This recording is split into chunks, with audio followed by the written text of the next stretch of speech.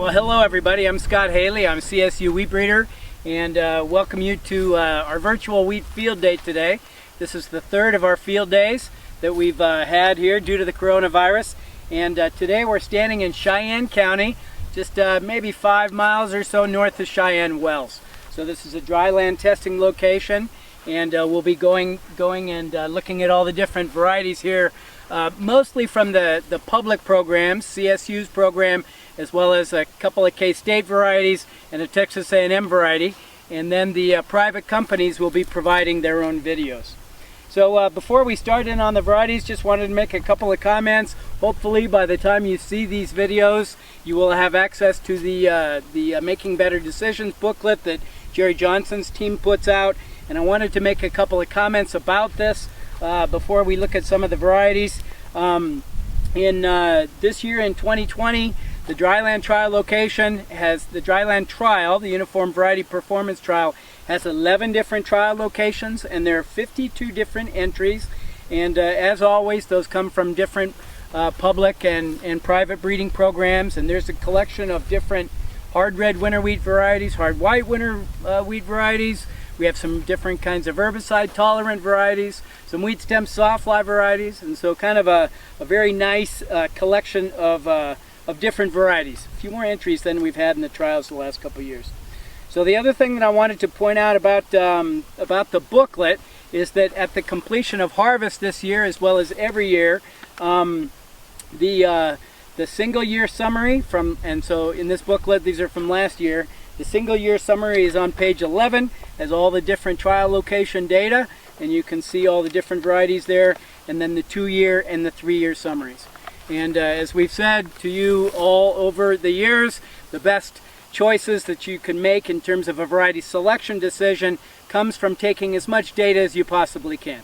The worst decision you can possibly make is the decision that's based on the trial location that's closest to your house, okay? So try to pay attention to those 3-year averages.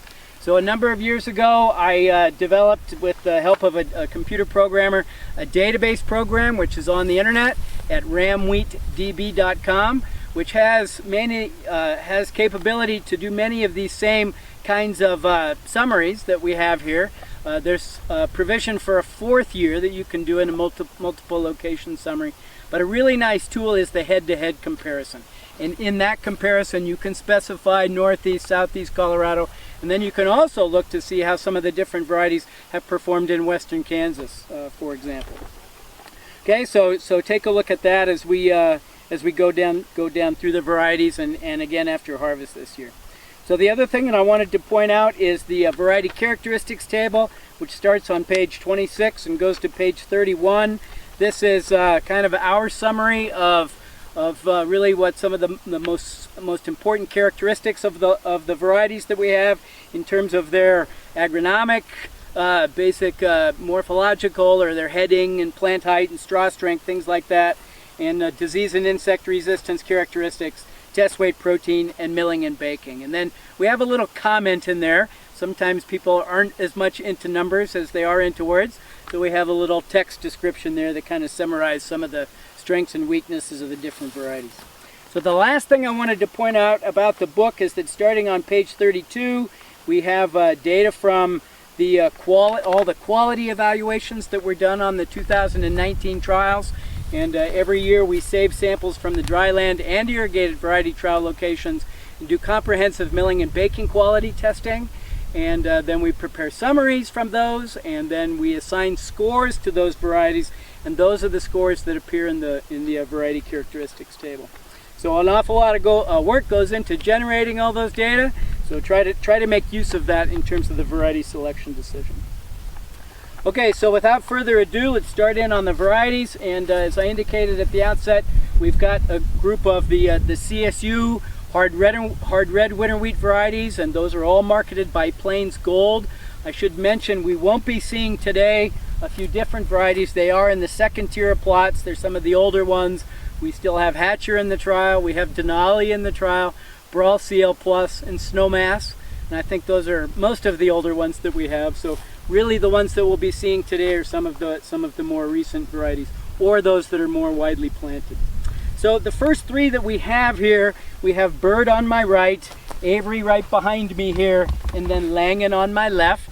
And we put these varieties here in these spots 1, 2, 3, not really knowing how the 22 variety survey was going to turn out, but really what we have is between these 3 varieties, we have a little bit more than 51% of Colorado's acres planted to these 3 varieties. Langen is in the number 1 spot, Avery is in the number 2 spot, and Bird is in the number 3 spot. So Bird has been in the trials going back to 2009 actually, so this is, I guess it's 11th year, and for maybe 6 or 7 years, Bird was the number 1 planted wheat in Colorado, and now it's kind of on the decline as we've had the release of some newer varieties. Avery, I guess maybe I should spend a little bit more time talking about. Avery was derived from a cross between Bird and then one of the parents of Bird, which was TAM 112. So it's an awful lot like Bird in terms of its drought stress tolerance, in terms of its winter hardiness, in terms of its good quality characteristics and test weight and so forth. But it is a little bit different, and I think we can see that in the trial here a little bit. It is maybe slightly later, maybe 2 to 3 days later at heading than Bird is, maybe a little bit taller. And if you go to that RAM-Wheat DB database that I talked about, you can do a head-to-head summary between these and then sort the data from high to low, and you can see that in those trial locations where we have lower yields, and in eastern Colorado more often than not that's due to moisture limitation, Avery's shown a little bit higher performance. So on average the yield of Avery is maybe 1 to 2 bushels higher than Bird, but more of that advantage is at the lower yielding locations. Okay, so Avery has done very well. One key thing about both of these varieties is that they're both very susceptible to stripe rust. And stripe rust, of the 3 rust pathogens, stripe rust is the most important one for us, and both of these varieties are very susceptible. So like all breeding programs, we've been working to try to develop varieties with better stripe rust resistance, and so I'll talk a little bit about Langen now. Langen was derived by crossing Bird with an experimental line that was half Hatcher. So it has some of the stripe rust resistance from Hatcher, but it also has some of the yield and winter hardiness characteristics that we tend to associate with Bird and Avery. So let me just take a quick little jog now here for a little moment as we talk about stripe rust. Everything that I'll be saying about stripe rust resistance of the varieties here is based on past observations of stripe rust reactions throughout the High Plains region, and there is some indication, primarily in Kansas right now, that we may have a new variant of the stripe rust pathogen. We call this a new race, so people will call that a race change, and so it's possible that we have a new race of the stripe rust pathogen, and we really don't know that much about yet about how the different varieties here will shake out. Okay, so a couple of other things I'd like to mention about Langen. It has really good quality characteristics. You can see the data in your booklet there. I talked about the stripe rust. It is a shorter wheat, as you can see in the plots here, compared to Avery and compared to Bird. It's also very early, and that's one of the things that I guess really makes me, more nervous about Langen, is that if we get one of those spring freezes, it'll be the earlier wheats that tend to show a little bit more damage. Okay, so the other thing is none of these 3 wheats have very good straw strength. So we've been working hard to try to do a little bit better on that, and they're all very susceptible to stem rust. So we have 3 different rust pathogens that can affect wheat. Stripe rust has been the most important one for us. Stem rust has been the one of least importance, but we never know when the next epidemic's going to happen. So we've been working hard to try to improve that aspect of things too. The next 3 varieties that we have in the trial are all newer varieties. We have Whistler here on my right, we have Canvas right here behind me, and then we have Guardian over here. And a couple of the things that I talked about in terms of Bird and Avery in particular. Each of these 3 varieties have very good stripe rust resistance. Each of them have very good stem rust resistance. Leaf rust resistance tends to not be such of a problem for us in Colorado. Canvas is a little bit better than that, better than these others, as is Guardian. Whistler's a little weak on the leaf rust. But these wheats are very different in a number of other respects. Each of them, I should mention, are all derived through a cross with birds. So they're all 50% bird parentage.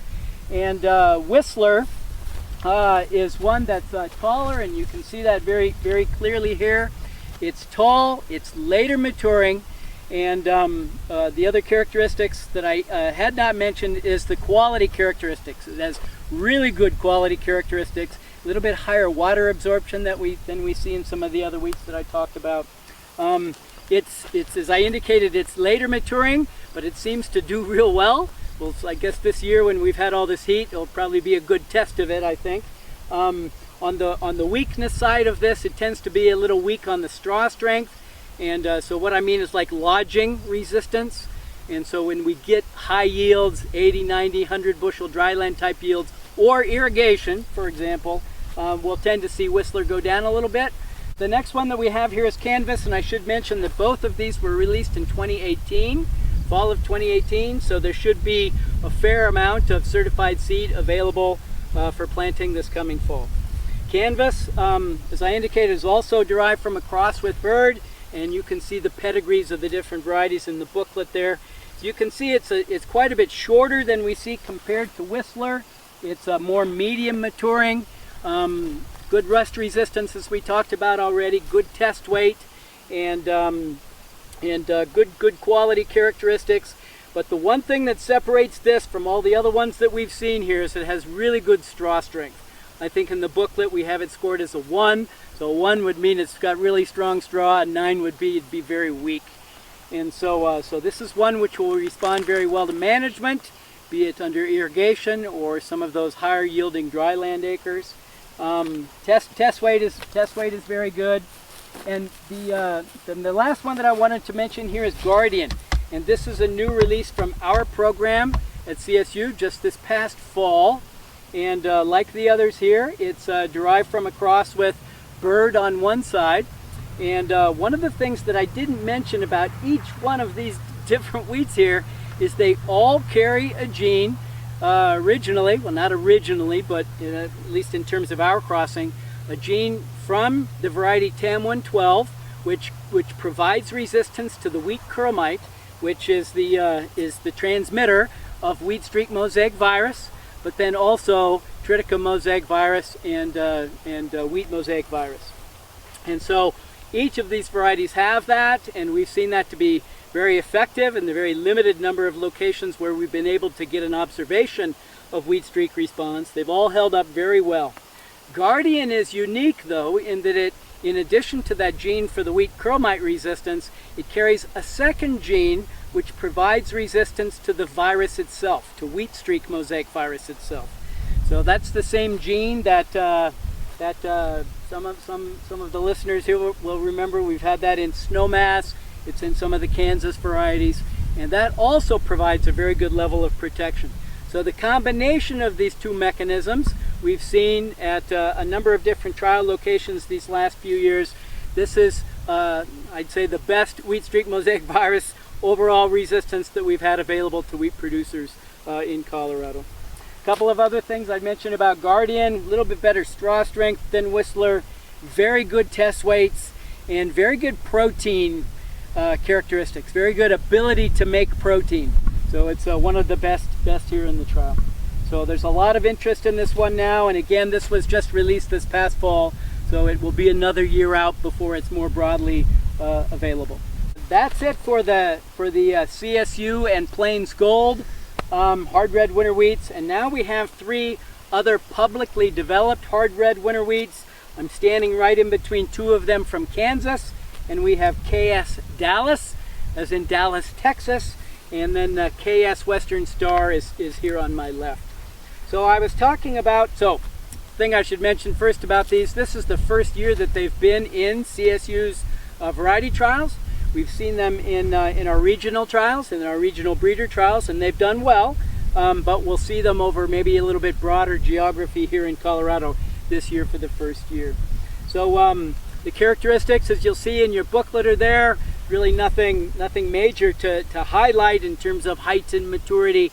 Both of them, and there's another white wheat from the Kansas State program down here, all in general have have well above average combined resistance to all three rusts. KS Dallas is interesting though in the respect that it also carries two different genes for resistance to the wheat streak mosaic virus. So it does not carry resistance to the curl mite, which transmits the virus, but it has two different mechanisms for resistance to the virus. So one of the things that I didn't mention about that wheat streak mosaic virus resistance gene is that if temperatures become too warm, either early in the fall, if maybe with early planting, temperatures become too warm, that variety, that virus resistance can become deactivated. And I don't understand the mechanism of that, but I know that it occurs. And KS Dallas, it's known that it carries that same gene, but it also carries another gene which is not as temperature sensitive as that other wheat streak mosaic virus gene. So it's likely that the combination of those two different resistance genes will A, give a little bit more long-term durability of that resistance in terms of the ability or the appearance of new biotypes or races of that virus that can overcome the resistance, but also maybe provide a little bit better protection. KS Western Star lacks that virus resistance, but it also carries that same wheat curl mite resistance gene from Bird. Bird is one of the parents of this variety. So again, this is the first year that they're in the trials, and we're just kind of really getting our first look at them. The last one that we have here in this red group is TAM 114, and like going back to TAM 101, this was developed at Texas A&M, same program, different breeders, and this variety is marketed in Colorado, and also in Kansas, I guess, marketed by AgSeco, which is a seed marketing group. So TAM 114 we have seen in the trials before. It was in the trials from 2015 to 2017. So we had a 3-year average on this variety. Yield was about the same as Avery. So not quite as high as we see in some of the other ones that we talked about here, but it has some other really good characteristics, very good quality characteristics. It's shown very good stripe rust resistance, and it's been a pretty solid performer. So it's one of the last red chaff wheats that we have here in the trial. The next wheats here are herbicide tolerant wheats, and as we have over the last few years, there's two different forms of herbicide tolerance that we have in breeding today and in our program. And the first is Clearfield wheat, which many people in Colorado are very familiar with, going back to 2001 when we released Above. And then now we have coaxium wheat. And there's also a little story in your booklet there about coaxium wheat. There's also a web page. You just Google coaxium, you can learn all about it. So this is also a grassy weed herbicide that is very effective against the winter annual grassy problems that we have in Colorado. It was developed, the technology was developed at CSU in a collaboration between our weed scientists, Phil Westra and his group, and then the wheat breeding group. So a new technology was developed. It's being licensed to a lot of different public and private breeding partners. So our first variety was released in 2017, Incline AX, which you can see we have, this year we'll have, I guess we had a 3-year average this past year, so we have a fair amount of yield data. We understand what this variety is. It's low yielding, it's lower yielding than Brawl CL+, very low test weight, which just really I don't like at all, and it's really late maturing. And so what we've been trying to do, right, is to try to fix some of those problems and get something into a little bit better yielding package, fix the test weight problem. And so here on my left we have Crescent Ax. So Crescent Ax was released in fall of 2018. It's quite a bit earlier than Incline Ax. It has better quality, better test weight, and yield. The yield has been about, I don't know, let's say 10. Let's see, I think it's been like about 10% higher yielding than Brawl CL+, and so therefore quite a bit higher yielding than Incline AX too. So Incline AX, again, the coaxium wheats are good for all of the winter annual grassy weeds, but what they're really good on is rye. And I think many producers will remember that Clearfield wheat, sometimes we had some problems controlling that rye. So the next one that we have here is a Clearfield wheat. It's the only one that we have in this front group. There's a couple of other ones in the trial, but this is Bird CL Plus, which was released from our program 2 years ago in fall of 2018, again marketed by Plains Gold. This was called Bird CL Plus because we used a breeding procedure called backcrossing to transfer the two herbicide tolerance genes into bird. So it's a lot like bird, both on the good side and on the bad side, but it's been very high yielding. Last couple of years it's actually been a little bit higher yielding than bird. So very good tolerance characteristics to the imazamox or beyond herbicide, and good yield, but again, stripe rust susceptibility that we see in the bird. So that's it in terms of one other thing I should mention, maybe not as big of an interest down in this part of the state yet, but is the wheat stem sawfly is a problem further up north. I'll talk about a couple of varieties here in a moment, but we have different mechanisms that we're using for resistance, but we see sort of a non-preference kind of characteristic where varieties that don't have specific resistance mechanisms, they show a little bit more tolerance and a little bit less cutting from the wheat stem sawfly infestation, and Bird CL Plus is one of those wheats. Okay, so the next thing that I'd like to talk about, I addressed it just very briefly a second ago, but it's wheat stem sawfly resistance. On page 43 of your booklet, Frank Piers, CSU entomologist, has put in a really nice story, frequently asked questions about the wheat stem sawfly. I'd refer you to that. I think many producers recognize now that this is, it's not a new pest. This thing is native to Colorado. It's just over the last 10, 12, 15 years, it's decided that it's happier than wheat than it is in some of the native grasses. So we're having to do something about it with regards to breeding. So in Montana, this pest has been a problem for decades, and we obtained germplasm from them, which confers a solid stem characteristic, and again that's described in the little story in there. But so we've been trying to, the varieties from Montana are very unadapted here in Colorado. We had a variety in here, it goes back maybe back 2013 to 2015, a variety called Bear Paw in the trials, where the average yield was about 40% less than bird. So that wasn't really an option for producers, and so we initiated our own breeding effort. And the one on my right here is our first release in this category of varieties. This is called Fortify Sf, and it was derived by crossing bear paw with bird, and then crossing that plant back with bird again, right? So by parentage, Fortify Sf is 75% bird, and if we had bear paw right here in the field, we'd see it's taller, it's earlier, it's much better adapted. Yield-wise, it's about the same as bird, okay? So not as high yielding as some of the other varieties. That stem solidness characteristic, when it's really solid, that can cause about 10 to 15% yield drag. So we have some other sources of resistance that we're looking at that maybe don't, and we'll see how that pans out. But for now, we're kind of stuck with this one source of resistance. So Fortify Sf was released just this past year, the same time that Guardian was released, but we've got a whole pipeline of different breeding lines. This year in the trial we have 10 new lines that have a solid stem like Fortify Sf, but a little bit more solid than we see in the Fortify Sf. So this one, Colorado 16 SF070, was derived by crossing a solid stem source with Antero.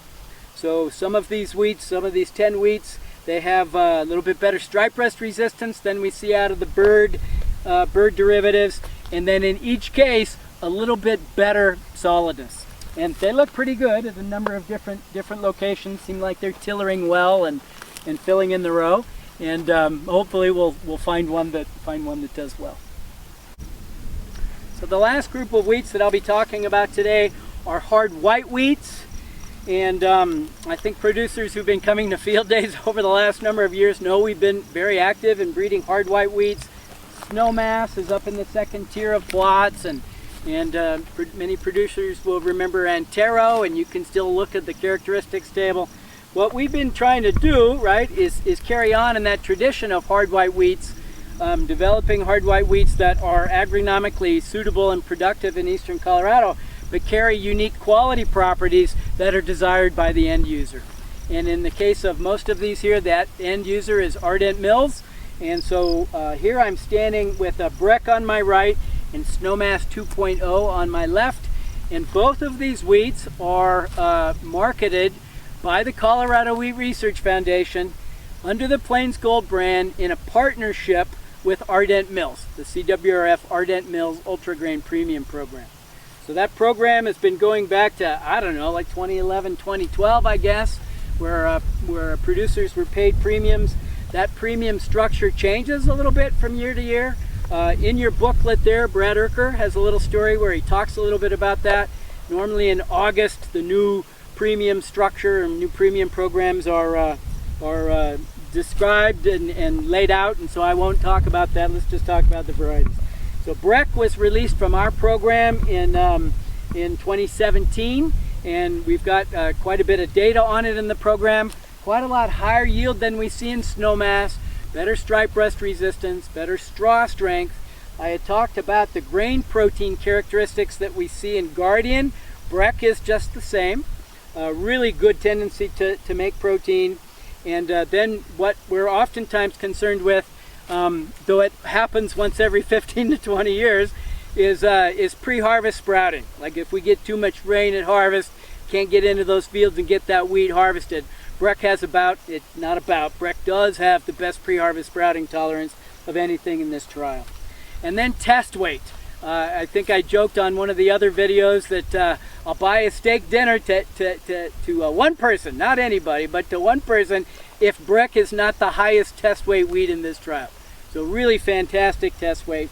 Snowmass 2.0 is the next one here, and this was released from our program in 2018, and I'm standing next to Monarch is here on our left. Monarch's also hard white wheat. So Snowmass 2.0, as the name implies, right, was that this is the first, I would say, like next generation of wheats that have the same quality profile as Snowmass. And so it's been hard for us to try to repeat that. Been working really hard, and we finally have it in Snowmass 2.0 with one addition, one very important addition. Snowmass 2.0 has very low polyphenol oxidase activity in the grain, in the bran. It's in the alurone layer, not in the bran. But that's a very important characteristic of wheats from which a whole grain flour product is made, right? And so agronomically, it's yielded very well, right there with the best reds.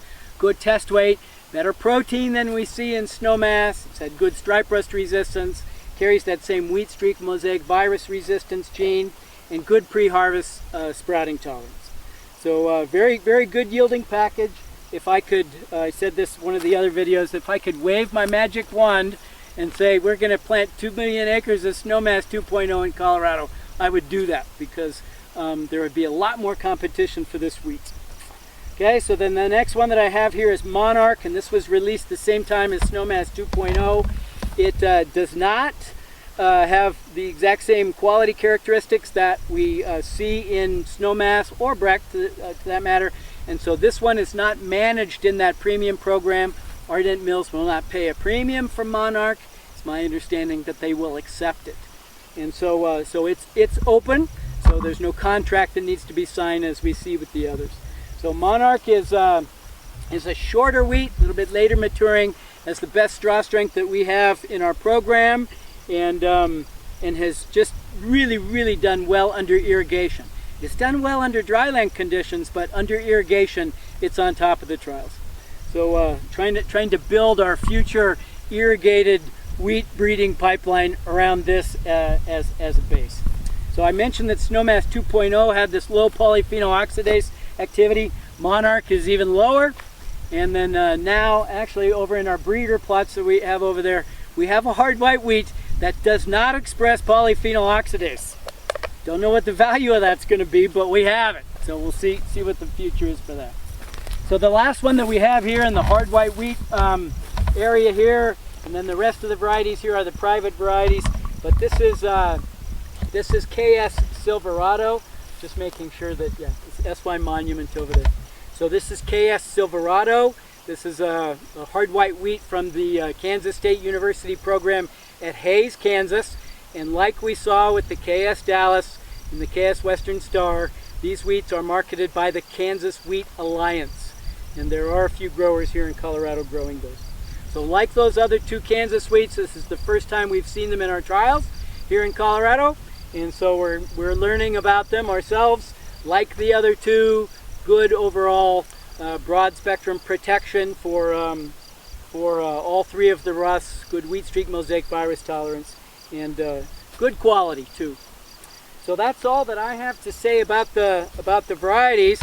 And before we close here, I just want to say very briefly, I said this on the other videos, and I know not everybody's going to watch all three, so I'll do it again here today.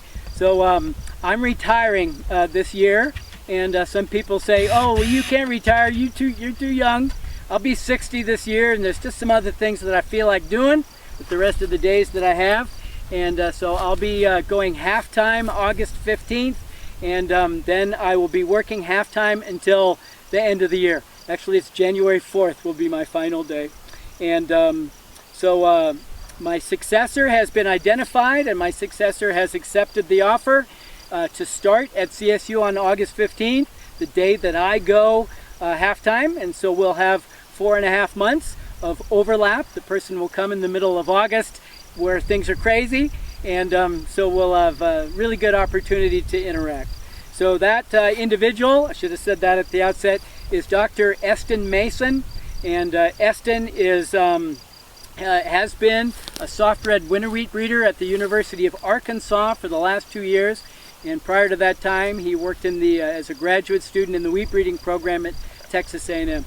So like for the last 15 years he's worked in wheat breeding. He knows a lot about wheat. He knows more than I do, and he's going to really, I think, take our program to the next level. And I'm very excited that Eston will be coming, and I look forward to working with him. As I head for the door here, I just want to say that I appreciate all the support from the wheat industry in Colorado, from the Colorado Wheat Administrative Committee, the Wheat Research Foundation, seed grower groups, as well as individual producers. We've had a very good run here, I think. 22 years I've been leading the program, and it's really fun to look at what we've built here over the years. And I fully expect that Eston will be able to take us to the next level. But I just want to thank the Colorado wheat industry and the Colorado wheat producer for the support. It's been humbling, and I've enjoyed every minute of it. Not every minute of it, but most minute of it. So with that, that's all I have. And if anybody has any questions about any of the varieties or any of the things that I talked about today, you can find my contact information in the book there, and I'd be happy to answer your questions. Thank you very much.